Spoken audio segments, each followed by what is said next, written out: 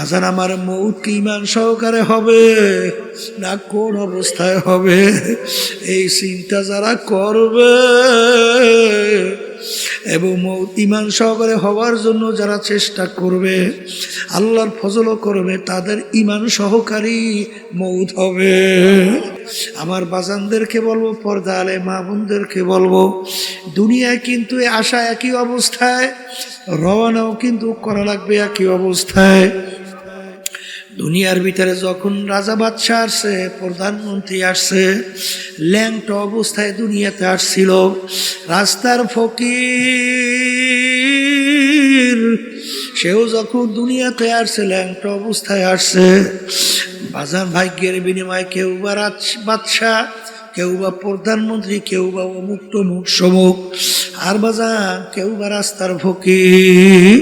হে কবরের যাত্রীরা যখন কবরে রওনা করবে, বাদশাকেও কিন্তু কাপড় 3টা দিয়েই প্যাঁচ দিবে, আর রাস্তার ফকির তাকেও কিন্তু কাপড় 3টা দিয়েই প্যাঁচ দিবে। বাজান প্রশ্ন কবরও কিন্তু একই রকমের হবে।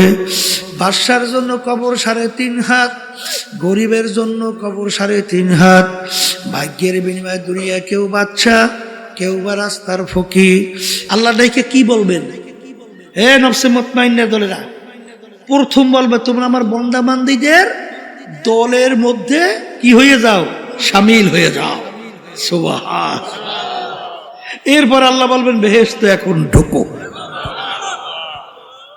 আগে বান্দা বান্দীদের কাতারে শামিল, এরপরে কি বেহেশতে ঢুকো। এখন আমার ভাইদেরকে বলবো, পর্দালে মা বোনরা যারা শুনতেছে, আচ্ছা এখন নফস কি নফসে মুতমাইন্না পৌঁছানো লাগবে? একটু আসতে লাগবে। তাই নফসে মুতমাইন্না পৌঁছার জন্য চেষ্টা করা লাগবে না? হ্যাঁ, চেষ্টা কেমনে করবেন একটু পরীক্ষা করে দেখেন। যারা সহি তরিকা বুঝেন, সঠিক রাস্তা, অর্থাৎ এই যে পীর মুরিদি শোনেন, এই পীর মানে মুরব্বী, একটা ফার্সি শব্দ, আরবিতে বলে মোরশেদ, বাংলা অর্থ পথ প্রদর্শক। যারা এই সহি তরিকার সাথে জড়াইছে, সম্পর্ক রাখছে, আর এটা তো আল্লাহর হুকুম পালন করছে। কার হুকুম? আল্লাহ কি বলছে? তোমরা সাদিকিন বান্দাদের সঙ্গী হও, তাদের সঙ্গে স্পর্শে যাও। গেলে হয় কি? আল্লামা জালালউদ্দিন রুমি রহমাতুল্লাহি আলাইহি তিনি বলছিলেন না, খোদ বা খোদ মাওলানা রুমি না শোধ, তা গোলামে শামসুত তিবরিজি না শোধ। আমি রুমি ততক্ষণ পর্যন্ত রুমি হতে পারি নাই যতক্ষণ পর্যন্ত শামসুত তিবরিজির সংস্পর্শে যাই নাই, তার শাগরেদ হতে পারি নাই। তাহলে বোঝা গেল যে আল্লাহর হুকুম আকুনুমা সাদিকিন, আপনি আল্লাহর খাস বান্দাদের সঙ্গে সম্পর্ক যদি তৈরি না করে, আপনি ইচ্ছা করলেই শয়তানের ধোঁকা, নফস আম্মারার ধোঁকার থেকে বাঁচা সম্ভব না। এই ক্ষেত্রে যে আমার আব্বাজান রহমাতুল্লাহি আলাইহি দাদাজানের কথা উল্লেখ করে বলতেন, আমার দাদাজান রহমাতুল্লাহি আলাইহি বলছিলেন, যার মুরব্বি নাই ওর মুরব্বি হয় শয়তান। কারণ আল্লাহ রাসূল কি বলছেন? শয়তান কোথায় বসা থাকে? তাই কলয়ে বসে কি দেয়? ওয়াসওয়াসা দিয়ে বান্দাবান্দিকে কোথায় নেয়? গুনার কাজের ভিতরে নিয়ে জাহান্নামের দিকে রওনা করায়। কথা ঠিক না? এখন কিতাবের ভিতরে আসছে, মান আরাফা নাফসাহু ফাকাদ আরাফা রাব্বা। যে নিজের নফসের পরিচয় লাভ করতে পারছে, সে আল্লাহর পরিচয় লাভ করতে পারছে। কথা ঠিক না? এখন আমার ভাইরা, পর্দারে মা বোনরা, সবাই তো আমরা চাই যে নেকের পাল্লা ভারী হোক, গুনার পাল্লা হালকা হোক। চাই কি চাই না?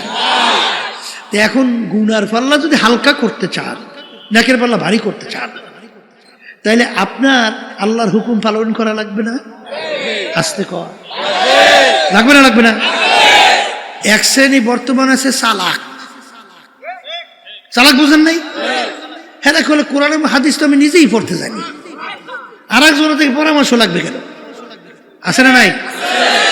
ওর নিজের কপাল পড়ছে, আর একজনের কপাল পড়ার চেষ্টায় আছে, ঠিক না ভাই? ঠিক। এই জন্য আমার ভাইদেরকে বলবো, পর্দা আলে মা বোনরা শুনতেছে, পরীক্ষা করে দেখেন, যারা সহি তরিকার সাথে জড়াইয়া আছে তাদের আমল আখলাকের দিকে তাকাইয়া দেখেন। আমল মানে কাজ, আখলাক মানে চরিত্র। আখলাক মানে কি? আর আমল মানে কি? কাজ। আমল আখলাক আর উত্তম চরিত্র ছাড়া কেউ কোনোদিন বেহেশতে যাইতে পারবে না। শোনেন, আল্লাহ রাব্বুল আলামিন তার রাসূলকে দুনিয়াতে পাঠাইছেন, উপদিক কি দিয়েছেন? কি দিয়েছেন? ইন্নাকা লাআলা খুলুকিন আযীম। নিশ্চয়ই আপনাকে আমি উত্তম চরিত্রের অধিকারী কইরা আমি আপনাকে সৃষ্টি করছি। কথা ঠিক কিনা? এখন উত্তম চরিত্র তৈরি করার জন্য আর নেক আমল বাড়াবার জন্য সাদিকিন বান্দাদের সংস্পর্শে আসতে বোঝে নাই মনে হয়। সবাই বলে যাওয়া লাগবে। কথা ঠিক কিনা? দেখবেন যারা সাদিকিন বান্দাদের সাথে সম্পর্ক রাখে তাদের আমলের দিকে তাকান, কাজের দিকে তাকান। কি হুশ থাকতে নামাজ ছাড়ে? আসতে কয় তো নামাজ ছাড়ে? আচ্ছা, নামাজ ছাড়ে না, মিথ্যা কথা বলে না, জুলুম করে না। তাইলে বুঝা গেল হারামের কাছেও আল্লাহর ফজলে যায় না, সুদ ঘুষের কাছেও যায় না, কারণ ওটা খারাপ আমল। ওটা কি আমল? এই অনেকে তো নামাজও পড়ে আবার রোজাও রাখে, এগুলো হইল সব বাহ্যিক, আসলে বাস্তবতা, আসলে সে কিন্তু লোক দেখানো অনেকটাই। অনেকে আবার চালাক বলছিলাম, একজন সাংবাদিক বড় শিক্ষিত কিছুদিন আগে আমাদের আন্দোলন অফিসে গেছে আমার সঙ্গে দেখা করার জন্য। সে বলতেছে, হুজুর, অজু করার অর্থ তো হলো পবিত্র হওয়া, পাকসাপ। তা আমি যদি পাকসাপ থাকি তাহলে আমার অজু করা লাগবে কা? নাউজুবিল্লাহ করেন না, বুঝলেন? এখন হেতু পাকসাপ আছে, অজু করা লাগবে কা? আমি বলতেছিলাম, আপনি নামাজ পড়েন কেন? কলে আল্লাহর হুকুম। কি কার হুকুম?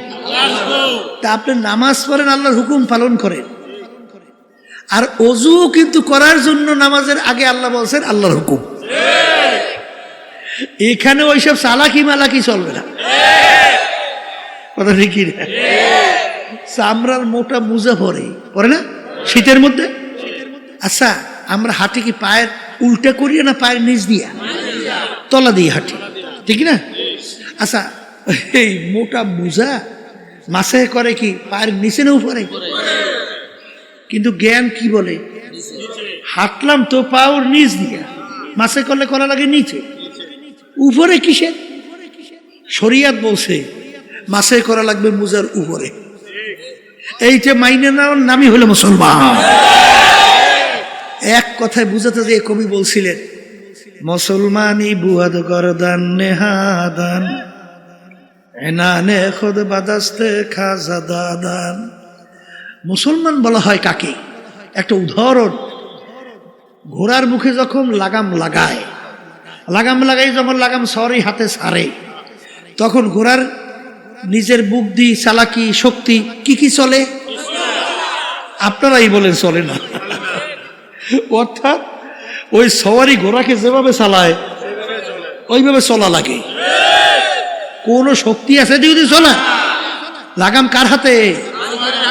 লাগাম মুখে লাগাইছে ঘোড়া, লাগামের রশি ছাড়ছে কার হাতে?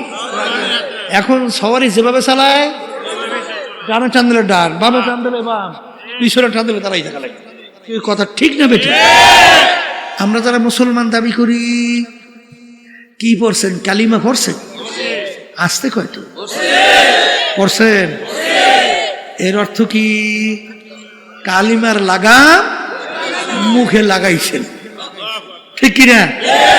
কালিমা কি পড়ছেন? লা ইলাহা ইল্লাল্লাহ লা মাকসুদা ইল্লাল্লাহ লা মাহবুবা ইল্লাল্লাহ লা মাশুকা ইল্লাল্লাহ লা মাতলুবা ইল্লাল্লাহ লা ইলাহা ইল্লাল্লাহ মুহাম্মাদুর রাসূলুল্লাহ।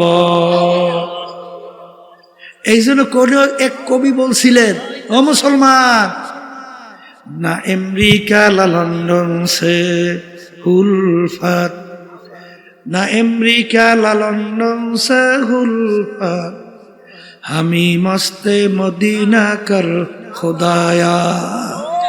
হে মুসলমান সন্তান, তোমার আমার রাস্তা আমেরিকা, লন্ডন, ফ্রান্স, বিজাদিতের ওই কালচার, তাদের সংস্কৃতি, তাদের কালচার, তাদের দেশে আমাদের এই লাগাম না, কথা কয় না। তোমার আমার রাস্তা মদিনা শরীফ ঘুমায় আছেন মুহাম্মাদুর রাসূলুল্লাহ সাল্লাল্লাহু আলাইহি ওয়াসাল্লাম। সেই মদিনা হইল তোমার আমার রাস্তা। কি এখন ইচ্ছা করলি যেদিকে ইচ্ছা সেরকম ইচ্ছা চলা যায়? লাগাম ছাড়ছেন কারাতে? বুঝা কইছেন না? না বুঝা? হ্যাঁ, এক শ্রেণী তো আল্লাহ এবং আল্লাহ রসুলের সব ক্ষেত্রে নির্দেশ ভালো লাগে না। কি তখন বিভিন্ন কায়দায় কায়দায় নিজের চালাকি বিভিন্ন ব্যাখ্যা দিয়া বিভিন্ন কায়দায় কায়দায় তারপর না কি জোরে বলেন আছে না? আছে। আপনি মুসলমান দাবি করতে পারেন, কিন্তু আল্লাহ এবং আল্লাহ রসুল আপনার মুসলমান হিসাবে গ্রহণ করছে কিনা, স্বীকার করছে কিনা, এইটা চিন্তা করে দেখছেন এই কথা কয় না? হ্যাঁ, এই জন্য আমার বাচ্চাদেরকে বলবো, শোনেন, অত সহজ মনে করিয়েন না মিয়া। মুসলমান দাবি করব, আর কালচার থাকবে, সংস্কৃতি থাকবে, এই বিভিন্ন কায়দায় কাজকর্ম থাকবে, বিজাতিদের সে মুসলমান হয়? মুসলমান আল্লাহ এবং আল্লাহর রসুলের হাতে। যখন আপনি আর আমি আমাদের লাগাম কালিমা সুপর্দ করতে পারবো, তখন আপনি আমি মুসলমান হিসেবে দাবি করতে পারবো। এই সব ক্ষেত্রে দেখছি আল্লাহর কুতু ফজলুল করিম রহমাতুল্লাহ আলাইহি, সুবহানাল্লাহ সুবহানাল্লাহ, কিসের ছেলে কিসের মেয়ে, কে আত্মীয় ও সব বুঝতই না। কোন কাজে আল্লাহ বেজার, আল্লাহ রসুল বেজার, হুশ থাকতে সে পথে পা বাড়াইত না। আর যে কাজে আল্লাহ খুশি বাধা দিয়েও তাকে সেই কাজ থেকে ফিরিয়ে রাখতে পারতো না। আমাদের বুঝ হওয়ার পরে যতদূর দেখছি, কথা ঠিক না? এই জন্য আমার বাজানদেরকে বলবো, নেকের পাল্লা ভারী করতে চান না? গুনার পাল্লা হালকা হোক চান না? আরে গুনাহ তো আছেই, গুনাহ ছাড়া কোনো মানুষ আছে? আল্লাহ রাসূল সাল্লাল্লাহু আলাইহি ওয়াসাল্লাম কি বলছেন? কুল্লুকুম খাত্তাউন, তোমরা সবাই গুনাহগার, গুনাহগার ছাড়া কেউ নাই। তাহলে গুনাহ তো আছেই, কথা ঠিক না? ঠিক। তাহলে এখন নেকের পাল্লা কি করা লাগবে? বলের মুখ খুলে ভারী করা লাগবে। আর গুনার পাল্লা হালকা, কি জোরে বলেন, কথা ঠিক কিনা? এখন নেকের পাল্লা ভারী, গুনার পাল্লা হালকা। এই জন্য আল্লাহ হুকুম করছেন সদেকিন বান্দাদের সঙ্গী হও। এখন সদেকিন বান্দাদের সঙ্গী হইলে তখন কোন কোন কাজ করলে তোমার নেকের পাল্লা ভারী হবে, গুনার পাল্লা হালকা হবে, তোমাকে শিক্ষা দেবে, কথা ঠিক কিনা? যে কোরআন এবং হাদিস অনুযায়ী আপনি মাইনা আল্লাহর ফজলে আমল করবেন, দিন আর দিন দেখবেন আপনার নেকের পাল্লা ভারী হইতেছে আর গুনার পাল্লা হালকা হইতেছে, কথা ঠিক কিনা? আবু বকর সিদ্দিক রাদিয়াল্লাহু তাআলা আনহু, ওমর ফারুক রাদিয়াল্লাহু তাআলা আনহু, উসমান গনি রাদিয়াল্লাহু তাআলা আনহু, আলী কারামাতুল্লাহ ওয়াজহু রাদিয়াল্লাহু তাআলা আনহু, এই যে সাহাবায়ে কেরামদের কথা শুনছেন, তাবিঈনদের কথা শুনছেন, তাবিঈনদের কথা শুনছেন, এই উলামায়ে মুতাকাদ্দিমিন মুতাআখিরিন হাত্তাকাল এখন পর্যন্ত যত আল্লাহ ওয়ালাদের আল্লাহ ওলিদের ইতিহাস শুনছেন, তারা যে কোনো একজন আল্লাহর খাস বান্দার সংস্পর্শে যায় নাই? আসতে কয় গেছে না, যায় নাই? শোনেন, তাদের আদব ছিল কি? আদব বোঝেন তো? নম্রতা, ভদ্রতা। আর একটা নিয়ম আছে, বেয়াদব মাহরুমে গাস্তাজ ফজলে রব। বেয়াদব কাকে বলে? যে কথা মানে না, তাকে বলে কি? বেয়াদব আল্লাহর রহমত থেকে বঞ্চিত হয়। ইমাম বুখারী রহমাতুল্লাহি আলাইহি গালেবে গুমান তিনি দর্শে পড়াইতেছেন, একটা ছেলে বারবার, যেটা মনে পড়তেছে বুখারী রহমাতুল্লাহি আলাইহি মনে হয়, ওই দর্শের নিচ দিয়া যাইতেছে আইতেছে, কিন্তু হুজুর বারবার দাঁড়াই যাইতেছে। কি ব্যাপার? ওই ছেলেটা ছিল একটা বিজাতির ছেলে, অন্য ধর্মের, কিন্তু সে তাকে সম্মান দেখাইতেছে, ব্যাপার কি? তখন ছাত্ররা যখন প্রশ্ন করলেন, তখন তিনি বলতেছেন যে ওই ছেলেটার বাপ থেকে আমি একটা মাসালা হল করছি, এই দিক থেকে সে আমার শিক্ষক, এই জন্য শিক্ষকের ছেলে হিসাবে আমি তাকে সম্মান করতেছি। এই জন্য তো আল্লাহ রাব্বুল আলামিন তাদেরকে এই মর্যাদা দান করছে। কথা বলেন না কেন? আব্বাজান রহমাতুল্লাহি আলাইহিকে দেখছি, সুবহানাল্লাহ, শাইখুল হাদিস আজিজুল হক সাহেব রহমাতুল্লাহি আলাইহি, তিনি বরিশাল মাহমুদিয়া মাদ্রাসা, সেখানে একটা মিটিং ছিল, সেই মিটিংয়ে তিনিও গেছিলেন। আব্বাজান রহমাতুল্লাহি আলাইহি তিনিও গেছিলেন। হুজুর যাই আগে পুচ্ছিলেন, আর আব্বাজান একটু পরে গেছিলেন। যখন আব্বাজান গেছেন, শাইখুল হাদিস হুজুর রহমাতুল্লাহি আলাইহি, তিনি তো আব্বাজানের ওস্তাদ, কথা ঠিক না? যখন শুনছেন ফজলুল করিম আসছে, হুজুর জায়গার থেকে উঠিয়া দরজার সামনে চলে গেছে আব্বাকে অভ্যর্থনা জানার হুজুর। ছাত্র এখন আব্বাজান রহমাতুল্লাহি আলাইহি একেবারে লজ্জায় অস্থির। আব্বাজান বলতে, হুজুর আপনি এরকম করলে আমি শরম পাই না। তখন হুজুর বলতেছে, বাবা ফজলুল করিম, শোনো, আমরা হইলাম গোলাপ ফুল গাছ, আমরা কি? আর তুমি হইলা গোলাপ ফুল। এই গোলাপ ফুল গাছের মধ্যে কাটা ভরা না? কাটা কাটা ভরা না? আচ্ছা, গোলাপ ফুল গাছের কাছে কেউ যাইতে চায়? কিন্তু আর এত এই আদর, ওর এত যত্ন, কারণ কি? ওই কাঁটাযুক্ত গাছ থেকে এমন এক ফুল বের করে, যেই ফুলের জন্য সব পাগল, যার ঘেরানে সব মুগ্ধ। হুজুর বলতেছেন, বাবা ফজলুল করিম, আমরা হলাম গোলাপ ফুল গাছ, আমাদের ভিতর থেকে তোমার মতো ফজলুল করিম একটা গোলাপ ফুল বের করতে পারছি, তাই তোমাদের কারণে আমাদের সম্মান। তা তোমাকে আমরা সম্মান আদর করবো না কেন? কি বুঝলে? ওস্তাদ ছাত্রের উপরে কেমন খুশি, কেমন খুশি! হ্যাঁ, দাদাজান রহমাতুল্লাহি আলাইহি বয়ানে শুনছি, বলতেছিলেন একদিন বয়ানের মধ্যে, আমি ক্যাসেটে শুনছি যে মেয়ারা, তখন দাদাজান ওই লোকজনকে বলতে মেয়ারা, মেয়ারা শোনেন, আমি আপনার তাম দুনিয়ার মানুষের জন্য যত দোয়া করি, আমার ফজলাল করিম, আব্বাজানকে বলতেন ফজলাল করিম, আমার ফজলাল করিমের জন্য আমি তার চেয়ে বেশি দোয়া করি। বাপ সন্তানের উপরে কি আসতে কয়? খুশি ওস্তাদ, বাপ, পাড়াপড়শি, তাইলে আল্লাহর রহমত ওইভাবে আসবে।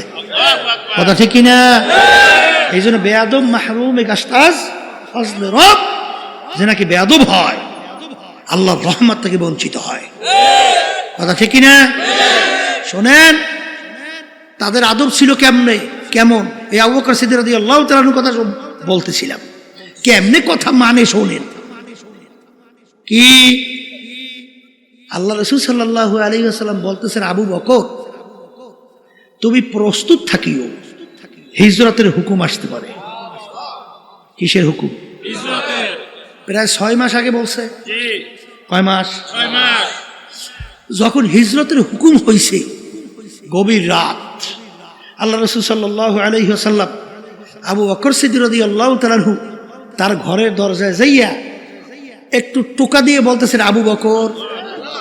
কি ডাকতেছে? বলার সঙ্গে সঙ্গে ভিতর থেকে দরজা টাস করে খুলে দিয়েছে। মুহূর্তও দেরি না, মুহূর্ত। আল্লাহ রাসূল সাল্লাল্লাহু আলাইহি ওয়াসাল্লাম বলেন, আবু বকর তুমি এত তাড়াতাড়ি দরজা কিভাবে খুললা? তখন আবু বকর সিদ্দিক রাদিয়াল্লাহু তাআলা আনহু বলেন, হে আল্লাহর রাসূল, আপনি যেদিন বলছেন আবু বকর তুমি প্রস্তুত থাকিও, হিজরতের হুকুম আসতে পারে, হে আল্লাহর রাসূল, সেদিন থেকে আমি রাত্রে বিছানায় পিঠ লাগাই আর ঘুমাই না। কারণ সরদারে দোজাহান আমার বাড়ি দরজায় আসবে, আর আমি যদি ঘুমাইয়া থাকি তাহলে আল্লাহর হাবিব দাঁড়াই থেকে কষ্ট করবে, তাহলে আমি কিভাবে তার কষ্ট সহ্য করব? এই জন্যে আমি সারা রাত্র ঘুমাই নাই, এমনকি আমি ঘরের দরজার খিলও আটকাই নেই। কেন? আল্লাহ রাসূল সাল্লাল্লাহু আলাইহি ওয়াসাল্লাম যখন ডাক দেবেন আবু বকর, তখন আমি খিল খুইলা দরজা খুলতে দেরি হবে, এই জন্য দেরি না হয়, আল্লাহ রাসূলের কষ্ট হবে, এই জন্য আমি পিছনে ঠেক লাগাই দাঁড়াই রইছি, কখন এসে ডাক দেবে দরজা খুলে দেব। এর নাম হইল আদব। আর সেইভাবে তো আল্লাহ বরকত দান করছে। কথা ঠিক কিনা? কথা ঠিক কিনা? এই জন্য আমার ভাইদেরকে বলবো, পর্দা আলে মা বোনরা যারা শুনতেছেন, আগের যুগে তো আলহামদুলিল্লাহ 100 মানুষই যখন সহি তরিকায় এই আল্লাহর খাস বান্দাদের সংস্পর্শে গেছে, 100 জন মানুষ কামিয়ে হয়েছে। কারণ তাদের আদব ছিল এরকম, যা বলতো তাই মানত। কথা ঠিক না ভাই? ঠিক। কিন্তু বর্তমানে এক শ্রেণীর চালাক, শব্দটা কি? তাই চালাক হইলে ওই আল্লাহর রহমত থেকে বঞ্চিত হয়। ঠিক কিনা? এই জন্য আমার বাজানদেরকে বলবো, একটু পরীক্ষা করে দেখেন, যারা সহি তরিকার সাথে হক্কানি আলেমদের সঙ্গে সাদিকিন বন্দাদের সঙ্গে সম্পর্ক রাখে, দিন আর দিন তাদের নেক আমল বাড়ে না? আমি কি ভুল বলছি নাকি? না ঠিক বলছি? ঠিক বলছি? আলহামদুলিল্লাহ। তাহলে নেক আমল বাড়ে, গুনার থেকে ফিরতে পারে না? আসতে কয় পারে কি পারে না? পারে। তাহলে এখানে দেখেন, সাদিকিন বন্দাদের সংস্পর্শে যাওয়ার কারণে নেক আমল বাড়ে, আপনারাই বলছে। এই তারপর গুনার থেকে ফেরা যায়, চোখে কি পানি আসে? আসতে কয়। হ্যাঁ, আচ্ছা, যাদের এই সাদিকিন বন্দাদের সংস্পর্শে যায় না, ওদের চোখে পানি দেখেন? মুঠো দেখেন, একটু হাত উঠেই খালি কান্দে, আল্লাহর কাছে মাপ চায়, দেখছে? চোখে পানি তো আসে না, আসে? আর চোখের পানি ছাড়া জাহান্নামের আগুন ঠান্ডা হয়? কোনোদিন হয়? তা আল্লাহ রাসূল সাল্লাল্লাহু আলাইহি ওয়াসাল্লাম কি বলছেন? কি বলছেন? মান বাকা মিন খাশিয়াতিল্লাহ হারামাল্লাহু তিলকাল আইনা আলান নার। যেই চক্ষু মাওলার ভয় কাঁদবে, ওই চক্ষুর জন্য জাহান্নামের আগুন হারাম হইয়া যাবে। আল্লাহ রাসূল বলেন, লা ইয়ালিজুন নারা মান বাকা মিন খাশিয়াতিল্লাহ হাত্তা ইয়াউদাল লাবানু ফিদ দারএ। যেই চক্ষু আমার মাওলার ভয় কাঁদবে, ওই চক্ষু জাহান্নামে দেওয়া এরকম অসম্ভব হবে। যেরকম গাভীর বান্দার থেকে দুধ দোহাইয়া ওই বান্দের ভিতরে ঢুকানো যেরকম অসম্ভব, আল্লাহর বান্দা বান্দিকে এরকম জাহান্নামে দেওয়া এরকম অসম্ভব। এই আল্লাহর বান্দারা আমি বলিনি, আল্লাহর রাসূল বলছেন, আমি শুনাইতেছি। আল্লাহর হাবিব বলেন, ইবকু ইবকু ফাইল্লাম তাবকু ফাতাবাকু। হে আমার উম্মতরা, কান্দ কান্দ, কান্না না আসলে কান্নার ভান ধরো। আল্লাহ রাব্বুল আলামিন কোরআনুল কারীমের ভিতরে বলেন, ফালিয়াদহাকু কালিলা ওয়ালিয়াবকু কাসীরা। হে আমার বান্দা বান্দিরা, বেশি বেশি পরিমাণে কাঁদো, কম কম হাসো। কিয়ামতের ময়দান জাহান্নাম ফেরেশতারা ধইরা রাখতে পারে না। আল্লাহ নবী সাল্লাল্লাহু আলাইহি ওয়াসাল্লাম সিজদায় পড়ে কান্দে, হে আমার মালিক, তোমার ইজ্জতের জালালের কসম খাই আমি বলছি, আজকে যদি জাহান্নাম আমার একটা উম্মাদকে খাইয়া ফেলে, আমি রাসূল তোমার বেহেশতে যাব না। আল্লাহ রাব্বুল আলামিন বলে, হাবিব গো মাথা উঠান, এই পানি নিয়ে জাহান্নামের দিকে ছিটানি মারেন। যখন পানি নিয়ে জাহান্নামের দিকে ছিটানি মারবে, জাহান্নাম কেত কেত কইরা পিছনে দৌড় মারবে। আল্লাহ হাবিব সাল্লাল্লাহু আলাইহি ওয়াসাল্লাম আশ্চর্য হইয়া বলবেন, রব্বুল আলামিন এত ফেরেশতা জাহান্নামকে ধইরা রাখতে পারে না, এ কোন কুদরতি পানি, যেই পানি দেওয়ার সঙ্গে সঙ্গে জাহান্নাম কেত কেত করে পিছনের দিকে দৌড় মারলো। আল্লাহ রাব্বুল আলামিন বলে, হাবিব গো এ কোনো কুদরতি পানি না, এ হলো আমার বান্দা বান্দি আপনার উম্মতেরা দুনিয়া থাকা অবস্থায় যারা এই জাহান্নামের ভয়, আমার আযাব ও গজবের ভয়, দুই চোখের পানি সেইরা কাইদা আমার কাছে মাপ চাইছে, ওই চোখের পানি হলো এই পানি। এই আল্লাহর বান্দারা, পর্দা আলে মা বোনেরা, এক শ্রেণী বর্তমানে বক্তা এক ওয়াইজিন বের হইল, আরে শুধু বয়ানের ভিতরে মানুষকে হাসায়, বলেন নাউজুবিল্লাহ। বাজান কহকা হাসি অর্থাৎ বড় জোরে শব্দ করে আসলে হারাম কবিরা গুনাহ হয়। আল্লাহ নবী সাল্লাল্লাহু আলাইহি ওয়াসাল্লাম তার জীবনে একবারও জোরে উল্লেখ কইরা শব্দ কইরা কহকা হাসি জীবনে একবারও হাসেন নাই। তিনি বেশি সময় মিসকি হাসতেন, অনেক সময় একটু বেশি হাসলে দহে সামনে দুই একটা দাঁতের মাথা দেখা যাইতো। কারণ কি, আল্লাহর হাবিবের ইতিহাস পড়লে দেখবেন আল্লাহর হাবিব সাল্লাল্লাহু আলাইহি ওয়াসাল্লাম অনেক সময় এমনভাবে কাঁদতেন, কান্নাহু তল্লুন, মনে হয় যেন হালকা বৃষ্টি পড়তেছে। আর আলী রাদিয়াল্লাহু তাআলা আনহু, আমার মাওলার ভয়, মাওলার আযাব ও গজবের ভয়, মালিকের জাহান্নামের ভয়, কাঁদতে কাঁদতে গালের ভিতরে দাগ পড়ে গেছিল। লোকেরা বলে, আমির দাগে ঔষধ লাগান ভালো হবে। হাল তিনি বলেন, আমার সাথীরা, কিয়ামতের ময়দানে মালিক যখন জিজ্ঞাসা করবে, ওমর কি আমল আমার কাছে নিয়ে আসছো, বলবো মালিক তোমার ভয়, তোমার জাহান্নামের ভয়। কাঁদতে কাঁদতে কালে দাগ পরাইয়া নিয়ে আসছি। এ কবরের যাত্রীরা, যেই মামলার তদবির নেই তার কিন্তু খালাস নাই। বাজান দুনিয়ার কেসের ভিতরে পড়লে সেখানে যদি তদবির না করেন, কেসে ভালো ফলাফল পাওয়ার আশা করা যায় না। হে কবরের যাত্রীরা, তোমার আমার সামনে আখিরাতের 5টা মামলা দাঁড় হইয়া আছে।